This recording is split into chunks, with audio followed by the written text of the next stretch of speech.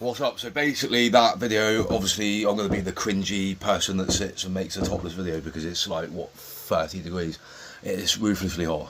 We're not used to it in the UK, no matter if it's cold, warm, everyone moans about the weather, it's just the way it is. But anyway, so that video that I made previously in the gym doing the reverse hyper, the reason I want to talk about that is because the same guy, good friend of mine from childhood, and a really, really renowned PT in the area, was the same guy who picked me up off the gym floor and had to put my shoes back on for me after I herniated the disc in my lower back, was the same guy that introduced me to that machine you just saw, which was the reverse hyperextension that was invented by Lewis Simmons.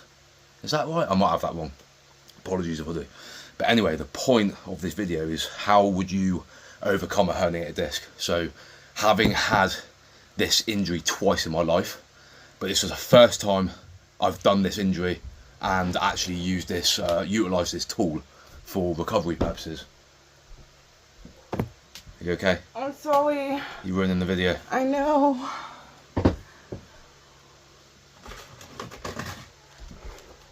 Hi. Oh shit. Yeah, carry on. Go on, bye. Do your girly stuff.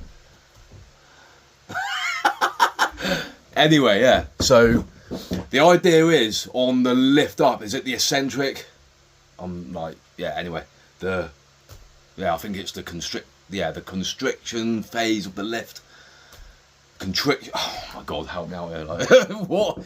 Anyway, that part of the lift where you bring the weight up, okay, so you're using your glutes, probably not really supposed to use hamstrings, so you keep your legs dead straight, you just swing like a pendulum, okay, as you said in the video, right? As you bring your legs up, you're constricting all of those muscles in your lower back, your glutes, and then when you let the thing swing, you just completely relax, let it swing, it pulls, decompresses your lower back, and the idea is the bulge in the disc kind of gets sucked back into place. As you bring the weight down and you let it pull you down, you suck that bulge back in. Now, you're not going to start doing this day one on a disc herniation, trust me, right? So what happened, I was doing T-bar rows, I was quite light in body weight, I'm not heavy at the minute, but I've always been on the lighter side. What was I, like 65 at the time? I'm probably about 77 at the minute.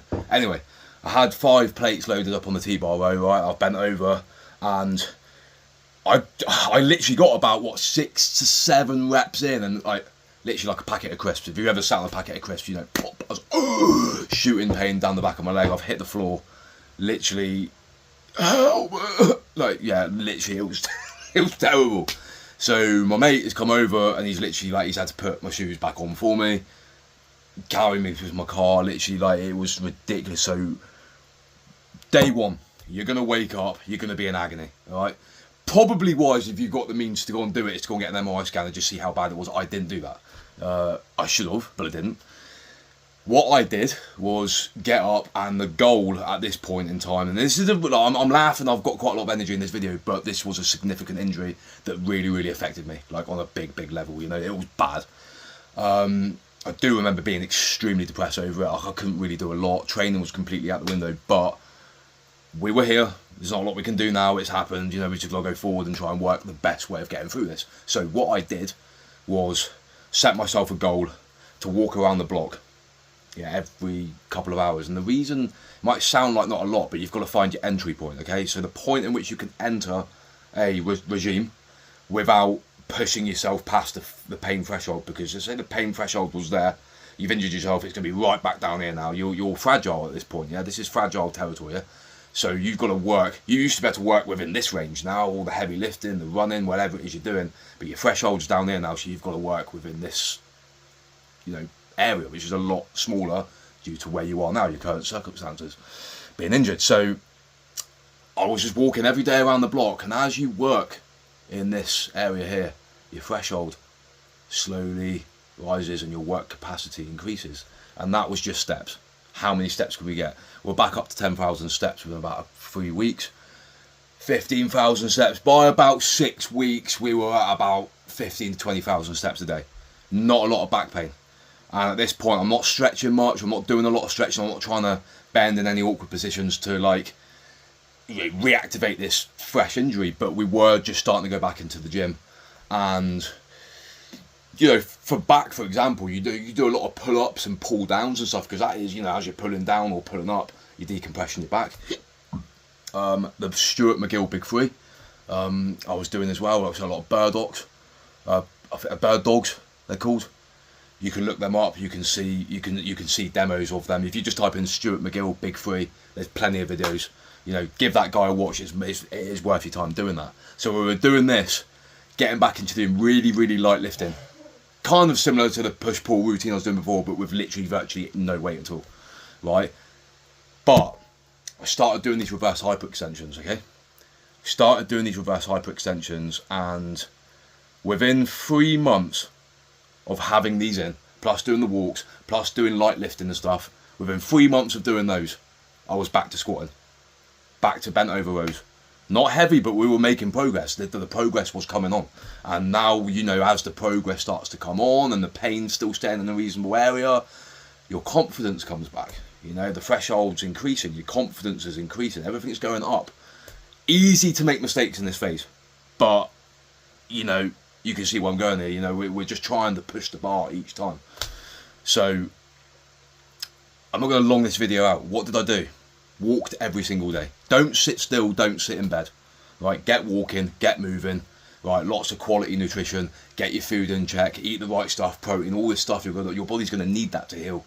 Right, but if you start lying down all the time, sitting down, spending a lot of time sitting, that's going to put more pressure on your back. And you've got to think to yourself, right, as these, micro networks of fibrous tissue around the disc start to heal, if you're healing in a really stiff position and you're sedentary and you're not moving much, how can you expect to go back to what you were doing before with the same disc?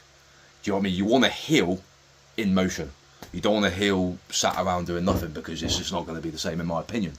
I can't back that, but let's apply a little bit of logic to this. You would think that if you're healing whilst on the go, sensibly, that you would be in a better position at the end of it. So within, I'd say, a total of 5 months, I was back lifting pretty much what I was lifting before. I didn't go back to bent over rows doing that for a long time. There was a lot of there was a mental block there, as you can imagine. That exercise, I was scared of that for a little bit. But there was other stuff I could do, supporting your arm on a bench and doing bent over rows with a dumbbell and stuff like that. That was fine. But this reverse hyperextension was 80% of me getting back to normal. That is how significant that machine and its impact was on my lower back. It really, really helped. And I see this machine in the back of some gyms. And I say some gyms because unfortunately not enough gyms have them. And it collects dust and serves a great purpose of holding people's water bottles when they're doing other stuff. They don't understand the machine.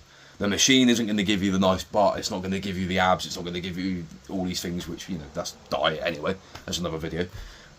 But it is going to fix your back if you know how to use it. Now, if you went into the gym on day one after hurting yourself and tried to use it, I would imagine this machine would make your back worse. This is a tool we utilise a little bit later on. And when we use it, we don't put any weight on it. We just do the movement gently. Get a PT to guide you. Ask someone who knows what they're doing. YouTube and watch yourself, because you might have someone who's newly qualified in the gym. They might tell you how to do it. They might hurt you more. You need to understand that if you're going to go into this, you want to go into it with the most knowledge possible. This is your body, your health, your well-being. But if you use this machine right, it will fix your lower back. And that is a bold statement. I'm comfortable off my own back to put out there. It is one of those things that just doesn't get used. It's not understood.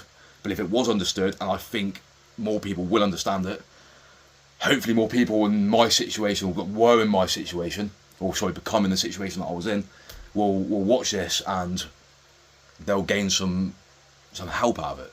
I want to share this with you because it's actually fixed my back. And I guess I could make other videos on this, but maybe recognise who you are, mechanically. For me, for example, relative to my legs, I've got short legs, longish torso in relation to my limbs, short arms. I'm not designed to deadlift.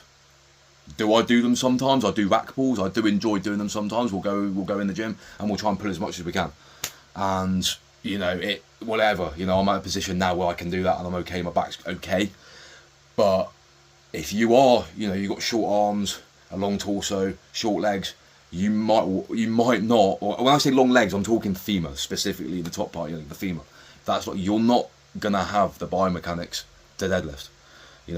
Squatting, I've got great hip mobility and I can get relatively deep in a squat and keep a really straight back. I have that build where I can do that. So that exercise makes sense for me. I don't do them anymore because I found hack squats to be more beneficial, less risk for my back, same gain as a squat. I built my legs squatting, but that's done now. I've moved on to other stuff. But what I'm saying is, if you can recognise your biomechanics unique to your body, you can then learn what will work for you and what doesn't. How many guys do we know in the gym that have got super long arms? You know, great deadlifters. They can pull so much weight off the floor because they're long legs. Sorry, they're long long arms. They barely have to bend down and they're touching the bar. Whereas someone like me with short arms, I've got to bend all the way, parallel to the floor just to reach the bar. I spend a lot more torque on my lower back. It doesn't suit my bio setup, but squatting does, bench press does, because I've got that build to do it. So if you recognise this, you can avoid further injury by educating yourself. Don't be scared of these exercises, but just educate yourself on the correct movement patterns and your personal biomechanics, and, you know, learn core bracing, you know, teach yourself to properly core brace, things like that. The things that I didn't do before engaging in these exercises that put me in a position that could have ended it all there and then. You know, these injuries aren't always possible to come back from. I think for the most part they are, but everyone's different, everyone's circumstances are different, and unfortunately they do end a lot of people's, you know, training journey, or at least change the course of it, like it did with me. You know, I don't train the same. I still train really, really hard, and I do exercises that suit my bio makeup, and I just give it all on that. And the rest of it is food, the amount of food or the least amount of food, depending on what I'm cutting, pushing weight, whatever. That's all to do with that in the kitchen. But you've got to select the exercises that suit your makeup the most. As far as the reverse hyperextension exercise goes, that is going to benefit anyone that's in the intermediate, later stages of healing their lower back. It is going to make heaps of difference, and it'll probably be the finishing touch to really, really, really getting you on the go. And it is something that you can do and maintain throughout, you know, your training routine for the foreseeable, to maintain your lower back while strengthening it with other stuff in the gym. That's all I've got for tonight, guys. So obviously, you know what, hit subscribe, follow along. I'm new to this, I'm not expecting a lot. I'm not really bothered either way. I'm just putting what I know on here to help other people that are in a situation that might feel like it's the end, basically, because it can have a negative impact on your mental health when these injuries happen. It takes us back, we're back to square one, and it feels like it was all for nothing. So anyway, it's not. You will come out of it, you will get better. There's a process to that. So get your steps in, find your threshold with exercises. Don't push past the point of pain. You're going to end up back at square one. And look into the reverse hyperextension for fixing your herniated disc. There'll be mixed opinions on it. Some people say it makes it worse. Some people say it makes it better. The science backs that it makes it better, and my personal experience with it certainly backs that it makes it better, because it helped me. And it's still something I do now every week. So anyway, take care, guys.